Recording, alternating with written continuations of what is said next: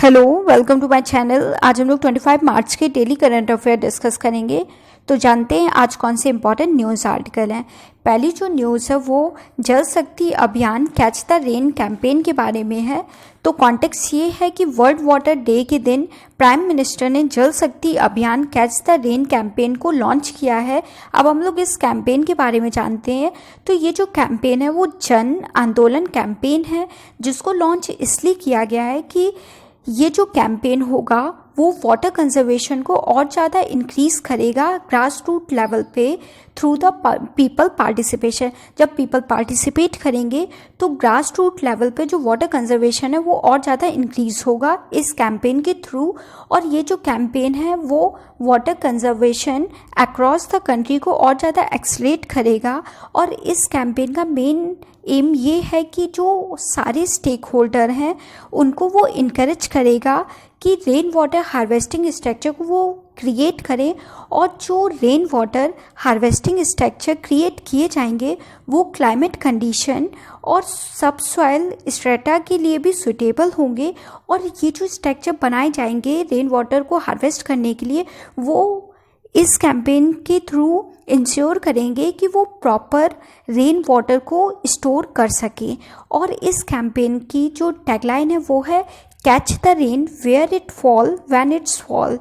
बिल्कुल simple tagline से पता चला है कि जहाँ पे रेनफॉल हो रही है और जब भी हो रही है तो उस रेनफॉल को अच्छे से स्टोर करें। तो ये टैगलाइन है। तो टैगलाइन आप लोग याद रखिएगा कि इस कैंपेन की टैगलाइन क्या है।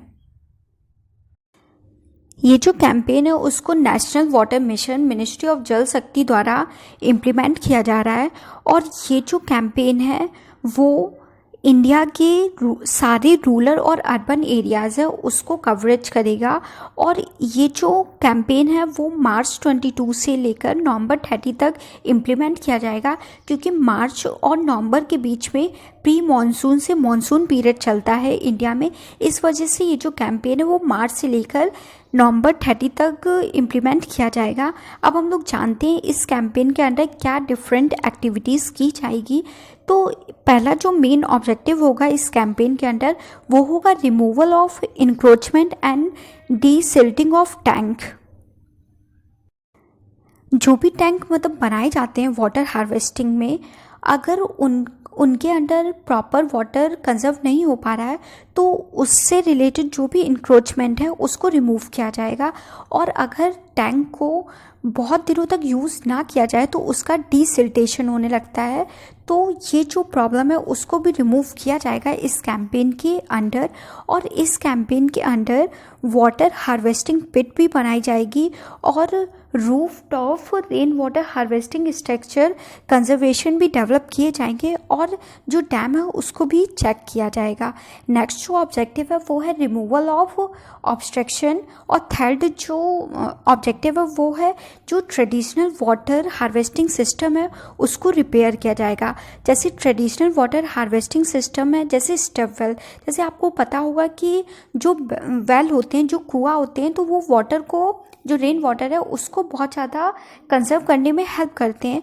तो ये जो स्टेप वेल्स होते हैं उनको वो रिपेयर किया जाएगा इस कैंपेन से, जिससे जो वाटर है, रेन वाटर है, उसको और ज़्यादा कंजर्व किया जा सके। नेक्स्ट जो ऑब्जेक्टिव ये है कि जो रेन सेंटर्स हैं ईच डिस्ट्रिक्ट में उसको बनाया जाएगा। ये जो रेन सेंटर होंगे वो टेक्निकल गाइडेंस प्रोवाइड करवाने में हेल्प करेंगे। और ये जो टेक्निकल गाइडेंस है वो रेन वाटर हार्वेस्टिंग स्ट्रक्चर से रिलेटेड होंगे।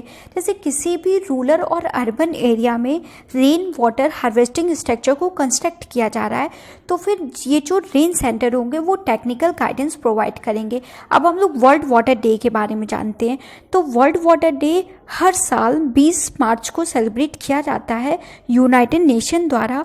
और ये जो डे है उसको सेलिब्रेट इसलिए किया जाता है क्योंकि इस डे के थ्रू वो पीपल में अवेयरनेस को रेज करते हैं, जिससे वो वाटर की जो इम्पोर्टेंस है वो समझ सकें। और ग्लोबल लेवल पे जहाँ पे वाटर क्राइसिस हो रहे हैं तो डिफरेंट वो मेजर ले जिससे जो वाटर क्राइसिस है उसको रोका जा सके। और वर्ल्ड वाटर डे 2021 का इस साल का जो थीम था वो वैल्यूइंग वाटर था। था, तो थीम आप लोग याद रखिएगा। और ये जो पूरा टॉपिक था वो कैच द रेन कैंपेन के बारे में था, इंपॉर्टेंट न्यूज़ थी। जो भी मैंने इंपॉर्टेंट हाइलाइट्स बताए वो आप लोग ज़रूर याद कर लीजिएगा। नेक्स्ट न्यूज़ देखते हैं कौन सी है। नेक्स्ट जो न्यूज़ है वो वर्ल्ड ट्यूबरक्लोसिस डे के बारे में है। तो कॉन्टेक्स्ट ये है कि 24 मार्च को वर्ल्ड ट्यूबरक्लोसिस डे सेलिब्रेट किया गया है। और ये जो डे इसलिए सेलिब्रेट किया जाता है क्योंकि इस डे से जो पब्लिक अवेयरनेस है ट्यूबरक्लोसिस से रिलेटेड उसको और ज़्यादा रेस किया जाता है। अब हम लोग इसके बारे में और जानते हैं। तो वर्ल्ड ट्यूबरक्लोसिस डे हर साल 24 मार्च को सेलिब्रेट किया जाता है क्योंकि इस दिन मतलब 24 मार्च 1882 के दिन डॉक्टर रॉबर्ट कर्च ने वो बैक्टीरिया को डिस्कवर कर लिया था जिस बैक्टीरिया से ट्यूबरक्लोसिस हो रहा था। तो ये जो डिस्कवरी थी वो बहुत ज़्यादा इम्पॉर्टेंट थी क्योंकि ट्यूबरक्लोसिस का कोई भी क्योर नहीं था, उससे रिलेटेड कोई भी इंफॉर्मेशन नहीं था कि किस बैक्टीरिया से कॉज होती थी। तो ये जो डॉक्टर रॉबर्ट थे उन्होंने इस बैक्टीरिया को डिस्कवर कर लिया था। तो इस बैक्टीरिया के डिस्कवर होने से इसका जो डायग्नोसिस और जो क्योर था वो बहुत ज़्यादा इजी हो गया था। और इस साल का जो वर्ल्ड ट्यूबरक्लोसिस डे, इस साल का जो थीम है वो है द क्लॉक इज़ टिकिंग। ये जो थीम इसलिए रखा गया है क्योंकि आप लोगों को पता होगा कि ग्लोबल लेवल पे जो ट्यूबरक्लोसिस को एलिमिनेट करने का जो ईयर रखा गया है वो 2030 रखा गया है। तो इस वजह से ये थीम रखा गया है कि जो टाइम है वो दिन पे दिन बढ़ता जा रहा है। तो फिर डिफरेंट जो ग्लोबल लीडर्स हैं वो अपने कमिटमेंट को जल्दी से टाइम ख़त्म होने से पहले ट्यूबरक्लोसिस को एलिमिनेट कर सके। और इंडिया का जो कमिटमेंट है ट्यूबरक्लोसिस को ख़त्म करने का वो 2025 तक है, मतलब 5 साल वो कम लेंगे ट्यूबरक्लोसिस को ख़त्म करने के।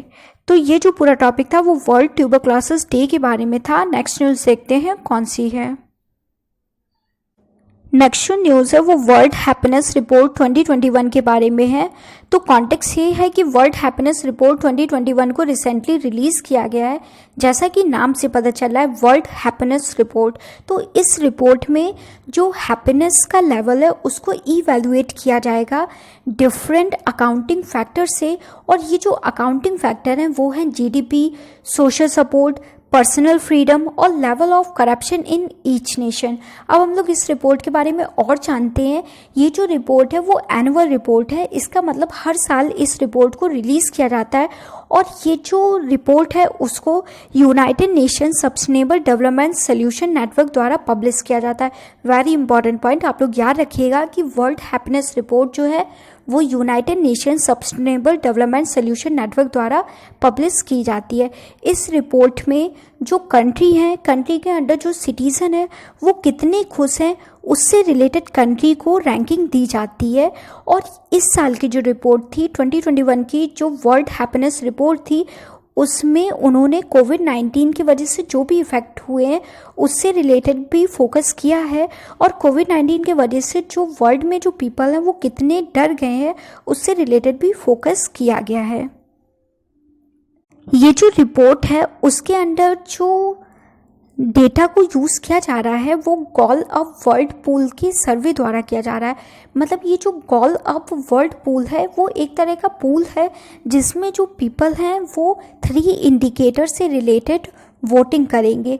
तो 3 जो इंडिकेटर हैं वो है लाइफ, इवैल्यूएशन, पॉजिटिव इमोशन और निगेटिव इमोशन। जो पहला जो इंडिकेटर है लाइफ इवैल्यूएशन, उसके अंडर जो पीपल है उनसे पूछा जाएगा कि उनकी जो करंट लाइफ है वो कैसी चल रही है। तो उस करंट लाइफ के हिसाब से 10 से लेकर 0 के बीच रैंकिंग की जाएगी। अगर 0 पॉइंट मिल रहा है तो इसका मतलब है कि उनकी जो करंट लाइफ है वो बहुत ज़्यादा बेकार चल रही है। अगर उनको 10 पॉइंट मिला है तो इसका मतलब है कि उनकी जो पॉसिबल लाइफ है वो बहुत अच्छी चल रही है। नेक्स्ट जो पैरामीटर है वो है पॉजिटिव इमोशन। तो पॉजिटिव इमोशन में देखा जाता है कि जो पीपल कितना हंस रहे हैं, कितना वो लाफ कर रहे हैं। तो इस पॉजिटिव इमोशंस में 1 और 0 कोड होता है। 1 कोड उनको दिया जाता है जो बहुत ज़्यादा हैप्पी हैं, जो स्माइल कर रहे हैं, और 0 उनको दिया जाता है जिनका निगेटिव रिस्पॉन्स है। नेक्स्ट जो पैरामीटर्स है वो है निगेटिव इमोशंस। तो इसके अंदर देखा जाता है कि कि जो वरी, सैडनेस और एंगर से रिलेटेड जो भी इमोशंस है वो पीपल के अंदर कितना है, उससे रिलेटेड पैरामीटर्स में पॉइंट दिए जाते हैं। तो 3 ये इंडिकेटर है इस रिपोर्ट के अंडर, और इसी पैरामीटर्स को यूज़ करके जो कंट्री है उनकी रैंकिंग दी जाती है। अब हम लोग जानते हैं इंडिया की रैंकिंग कैसी है इस रिपोर्ट में। तो फिर इस रिपोर्ट में जो इंडिया की रैंकिंग है वो बहुत ज़्यादा बेकार है। इंडिया को 139 रैंक मिला है आउट ऑफ 149 वर्ल्ड की कंट्री में। तो आप लोग रैंकिंग भी याद रखिएगा। पिछले साल इंडिया की जो रैंकिंग थी वो 144 थी आउट ऑफ 156 कंट्री। अब हम लोग वर्ल्ड के इस रिपोर्ट में जो वर्ल्ड की फाइंडिंग्स है वो देख लेते हैं। तो इस रिपोर्ट में जो फिनलैंड है वो सबसे हैप्पीएस्ट कंट्री है, मतलब उसको रैंक फर्स्ट मिली है।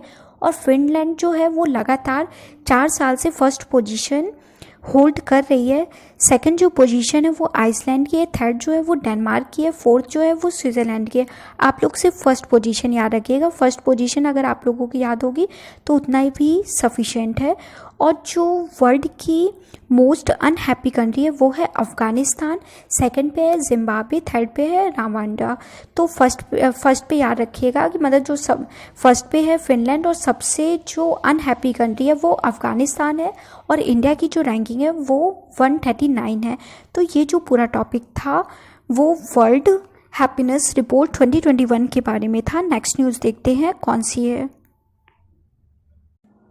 नेक्स्ट जो न्यूज़ है वो परमानेंट इंडस कमीशन के बारे में है। तो कॉन्टेक्स्ट ये है कि इंडिया और पाकिस्तान के बीच में 116th मीटिंग होने वाली है परमानेंट इंडस कमीशन की। और ये जो मीटिंग होने वाली है वो न्यू दिल्ली में होगी। और इस कमीशन के थ्रू इंडिया और पाकिस्तान के बीच जो भी वाटर शेयरिंग इशू है उसको वो लोग डिस्कस करेंगे, और जो भी कंसर्न है इंडस वाटर ट्रीटी से रिलेटेड उसको वो लोग एड्रेस करेंगे। अब हम लोग परमानेंट इंडस कमीशन के बारे में जानते हैं। तो ये जो कमीशन है वो बायलैटरल कमीशन है इंडिया और पाकिस्तान के ऑफिसर के बीच में। ये जो कमीशन है उसको सेटअप इसलिए किया गया था क्योंकि जो इंडस वाटर ट्रीटी 1960 को साइन की गई थी, इस ट्रीटी का अच्छे से इम्प्लीमेंटेशन और मैनेजमेंट हो सके, इस वजह से इस कमीशन को इम्प्लीमेंट किया गया था, मतलब इस कमीशन को क्रिएट किया गया था।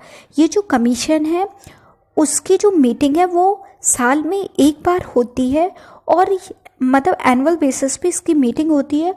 और ये जो मीटिंग होती है वो अल्टरनेट वे में होती है, मतलब अगर इस साल इंडिया ने कंडक्ट की है मीटिंग तो नेक्स्ट ईयर जो है वो पाकिस्तान कंडक्ट करेगा इस कमीशन की मीटिंग को।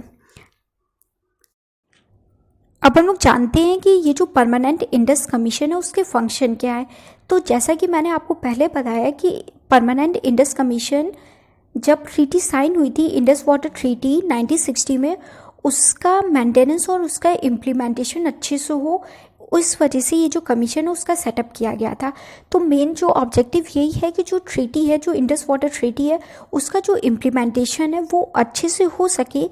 सेकंड ऑब्जेक्टिव ये है कि ये जो ट्रीटी है उसके अंदर जो भी इंफॉर्मेशन और डेटा है वो पाकिस्तान और इंडिया के बीच में एक्सचेंज हो सके वो डेटा। और थर्ड ऑब्जेक्टिव ये है कि जो इंडस वाटर सिस्टम है उसका डेवलपमेंट है दोनों पार्टी के बीच में वो और ज़्यादा प्रमोट किया जा सके। और जो भी कंसर्न है related to Indus water treaty से रिलेटेड या फिर इंडस वाटर सिस्टम से रिलेटेड, तो इस कमीशन के थ्रू जो भी कंसर्न है उसको वो लोग रिजॉल्व कर सके। अब हम लोग जानते हैं इसकी जो लास्ट मीटिंग हुई थी, क्योंकि मैंने आपको बताया कि ये जो मीटिंग है वो हर साल होती है, लेकिन ये जो मीटिंग है वो 2018 में हुई थी, उसके बाद 2019 में नहीं हुई थी, और 2020 में ड्यू टू कोविड-19 नहीं हुई थी, और अब 2021 में ये जो मीटिंग है वो हुई है। तो मतलब 2 साल के बाद ये जो मीटिंग है वो कंडक्ट की जा रही। अब हम लोग जानते हैं ये जो मीटिंग होने वाली है उसमें क्या डिस्कशन होने वाला है। तो पाकिस्तान का कंसर्न है इंडिया के 2 प्रोजेक्ट पे। तो इंडिया के जो 2 प्रोजेक्ट हैं इंडस रिवर के ऊपर, वो है पकल दौल हाइड्रो इलेक्ट्रिक प्रोजेक्ट और सेकंड जो है लोअर करनाई हाइड्रो इलेक्ट्रिक प्रोजेक्ट। तो ये जो दो हाइड्रो इलेक्ट्रिक प्रोजेक्ट है उससे रिलेटेड पाकिस्तान को कंसर्न है, तो वो इस कमीशन की जब मीटिंग होगी तो वो उसको डिस्कस करेंगे। और ये जो पकल दौल हाइड्रो इलेक्ट्रिक प्रोजेक्ट है वो चेनाब की ट्रिब्यूटरीज मरू सुधार के ऊपर बिल्ड किया जाएगा जो जम्मू एंड कश्मीर में लोकेट होगा। सेकंड जो हाइड्रो इलेक्ट्रिक प्रोजेक्ट है वो भी चेनाब रिवर के ऊपर बनाया जाएगा। तो ये जो दो हाइड्रो इलेक्ट्रिक प्रोजेक्ट है उससे रिलेटेड पाकिस्तान को कंसर्न है। तो इस मीटिंग में मेन फोकस ये दो हाइड्रो इलेक्ट्रिक प्रोजेक्ट से रिलेटेड होगा। अब हम लोग जानते हैं इंडस वाटर ट्रीटी के बारे में, क्योंकि ये जो कमीशन है वो इंडस वाटर ट्रीटी से रिलेटेड ही सेटअप किया गया था, तो इसके बारे में जानना इम्पॉर्टेंट भी है, एग्जाम में पूछा भी जा सकता है इंडस वाटर ट्रीटी से रिलेटेड। तो इंडस वाटर ट्रीटी जो है वो 1960 में साइन की गई थी, और ये जो ट्रीटी इसलिए साइन की गई थी, जो भी वाटर डिस्ट्रीब्यूशन है इंडिया और पाकिस्तान का इंडस वाटर से रिलेटेड, उससे रिलेटेड ये ट्रीटी है। अब हम लोग इस ट्रीटी के बारे में और जानते हैं। इस ट्रीटी के अंडर जो ईस्टर्न रिवर हैं सतलज, ब्यास और रवि, वो इंडिया को एलोकेट किया गया है, और जो वेस्टर्न रिवर है इंडस, झेलम और चेनाब, वो पाकिस्तान को एलोकेट किया गया है। इंडिया जो ईस्टर्न रिवर है उसका जो वाटर है सतलज, ब्यास और रवि का, वो अनरिस्ट्रिक्टेड वे में यूज़ कर सकता है। और इस ट्रीटी के अंडर इंडिया को राइट्स भी दिया गया है कि वो जो वेस्टर्न रिवर है उसके ऊपर वो हाइड्रो इलेक्ट्रिसिटी भी जनरेट कर सकते हैं, लेकिन रन ऑफ रिवर प्रोजेक्ट के अंडर।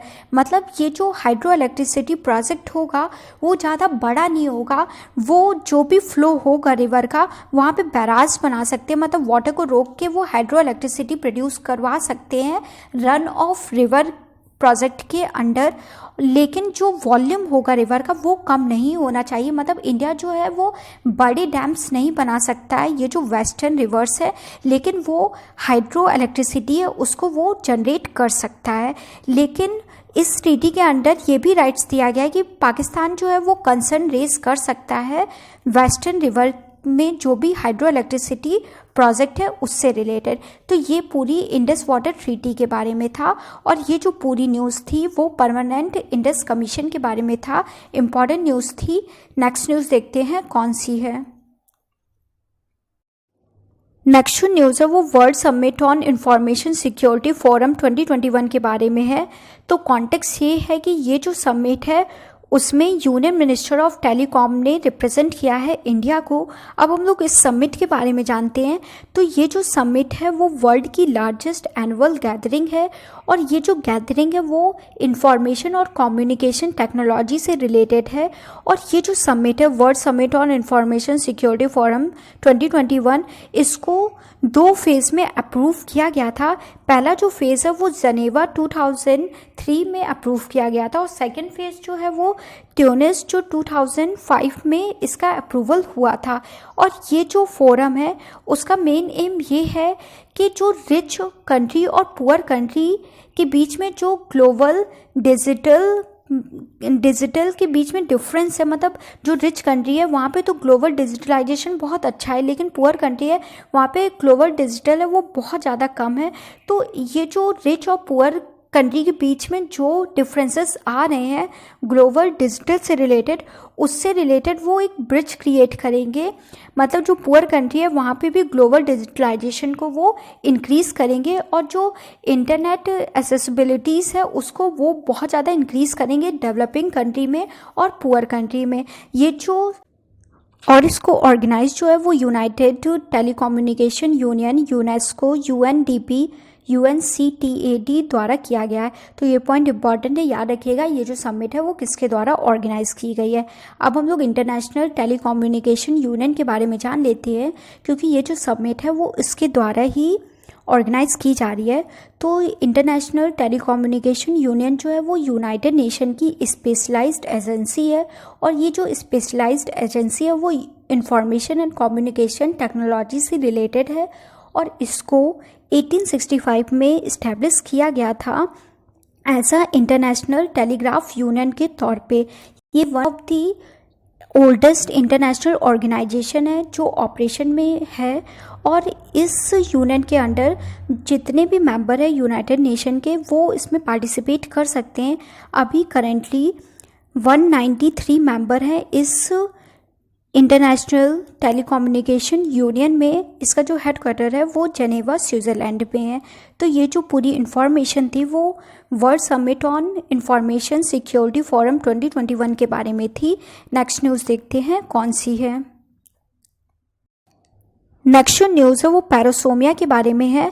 तो कॉन्टेक्स्ट ये है कि कुछ पर्सन में पैरासोमिया देखा गया है एज अ सिम्टम्स ऑफ कोविड-19। अब हम लोग पैरासोमिया के बारे में जानते हैं। तो पैरासोमिया जो है वो एक मेडिकल टर्म है जो डिस्क्राइब करता है किसी भी इंडिविजुअल जिसका जो स्मेल सेंस ऑफ स्मेल है उसमें कुछ इफ़ेक्ट हुआ है, उसको पैरासोमिया बोलते हैं। तो जिन पर्सन को पैरासोमिया हो जाता है तो वो सिर्फ सर्टेन जो ऑर्डर होती है, सर्टेन जो स्मेल होती है उसी को वो डिटेक्ट कर पाती है, और कभी कभी जो किसी सर्टेन थिंग की जो स्मेल होती है उसको वो अलग तरीके से एक्सपीरियंस करती है। जैसे एग्जांपल के तौर पे जो कॉफ़ी की जो स्मेल होती है, जिनको पैरासोमिया हो जाता है तो उनको कॉफ़ी की स्मेल कभी कभी बर्न टोस्ट की स्मेल की तरह आती है। तो जो स्मेल होती है किसी सर्टेन थिंग की वो डिफरेंट तरीके से आती है और अनप्लीजेंट स्मेल भी आती है पैरासोमिया जब हो जाता है। तो पैरासोमिया जो है वो एक टेम्परेरी कंडीशन है, तो ये ज़्यादा हार्मफुल नहीं होती है। तो ये जो पूरा टॉपिक था वो पैरासोमिया के बारे में था। नेक्स्ट न्यूज़ देखते हैं कौन सी है। नेक्स्ट जो न्यूज़ है वो गांधी पीस प्राइज़ के बारे में है। तो कॉन्टेक्स्ट ये है कि 2019 और 2020 का गांधी पीस प्राइज़ अनाउंस किया गया है। 2019 का गांधी पीस प्राइज़ जो है वो लेट सुल्तान काज़ो बिन सेड को दिया गया है जो ओमान के सुल्तान थे, और 2020 गांधी पीस प्राइज़ जो है वो शेख मुजीबर रहमान को दिया गया है। अब हम लोग इस प्राइज़ के बारे में जानते हैं। तो ये जो प्राइज़ है वो 1995 से दिया जा रहा है और उसको गवर्नमेंट ऑफ इंडिया द्वारा इंस्टीट्यूट किया जा रहा है, और ये जो प्राइज़ है वो एनुअल प्राइज़ है, मतलब हर साल दिया जाता है ये प्राइज़। ये जो अवार्ड है वो किसी भी nationalities, race, language, caste, creed, sex को दिया जा सकता है, और ये जो अवार्ड है उसको किसको दिया जाएगा वो डिसाइड करते हैं ज्यूरी। उस ज्यूरी में जो हेड होते हैं, जो चेयर्ड करता है उस ज्यूरी को, वो प्राइम मिनिस्टर करते हैं, और इस ज्यूरी के अंदर 2 एक्स ऑफिसो मेंबर भी होते हैं, और वो जो 2 एक्स ऑफिसो मेंबर होते हैं उनका नाम है चीफ जस्टिस ऑफ इंडिया, और जो सिंगल लार्जेस्ट अपोजिशन पार्टी है लोकसभा के, उसके जो लीडर हैं वो एक्स ऑफिसो मेंबर होते हैं इस ज्यूरी के। और इस ज्यूरी के अंदर 2 एमिनेंट मेंबर भी पार्टिसिपेट करते हैं। उस एमिनेंट मेंबर में स्पीकर ऑफ लोकसभा होते हैं, और किसी एक सोशल सर्विस ऑर्गेनाइजेशन के फाउंडर भी लिए जाते हैं। और ये जो अवार्ड है, ये जो प्राइज़ है, उसके अंडर 1 करोड़ रुपीस दिया जाता है, और उसके साथ कोई भी ट्रेडिशनल हैंडीक्राफ्ट और हैंडीलूम्स आइटम है वो भी दिया जाता है। तो ये जो पूरा टॉपिक था वो गांधी पीस प्राइज़ के बारे में था। आज जो भी इम्पोर्टेंट न्यूज़ आर्टिकल थी वो मैंने डिस्कस कर ली है। Thank you so much for watching this video. Please like this video and subscribe to my channel. Thank you so much.